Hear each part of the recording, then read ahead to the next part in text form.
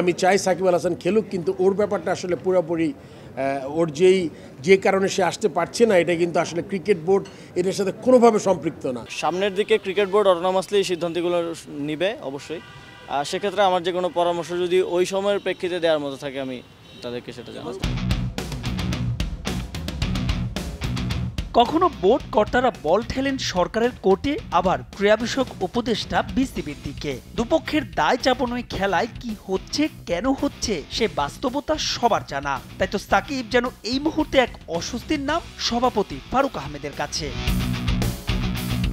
West ইন্ডিজের বিপক্ষে one day সিরিজের নাম কাটা গেছে সাকিবের। চ্যাম্পিয়ন্স ট্রফি শুরুর আগে শেষ ওয়ানডে সিরিজে সাকিবের না থাকায় যেন বলাই যায় আন্তর্জাতিক ক্যারিয়ারে ইতি টানা হয়ে গেছে টাইগার ক্রিকেটের এই পোস্টার বয়ের।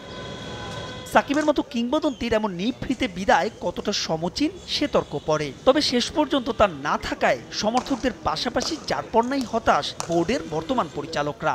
ও তো বাংলাদেশের one of the best player, তো ও থাকলে আপনার টিমের স্ট্রেংথ কিন্তু সবসময় বেড়ে যায়। তো ওর কোয়ালিটি আছে, আবার বোলিংটা তো ওর অনেক ভালো ব্যাটসম্যান। সো আমার মনে হয় যে ও থাকলে তো অবশ্যই টিমের স্ট্রেংথ বাড়ে। ইনজুরির লম্বা তালিকায় একেবারে গড়পড়তা দল নিয়ে ক্যারিবীয়দের বিপক্ষে ওয়ানডে সিরিজ খেলতে হবে টাইগারদের। সাম্প্রতিক সময় ব্যাটিংয়ে ধুঁকতে থাকা বাংলাদেশ কেমন করবে এই সিরিজে? গত কয়েকটা সিরিজ দেখেছি আমাদের ব্যাটসম্যানরা কিন্তু ওরকম ছন্দে নেই।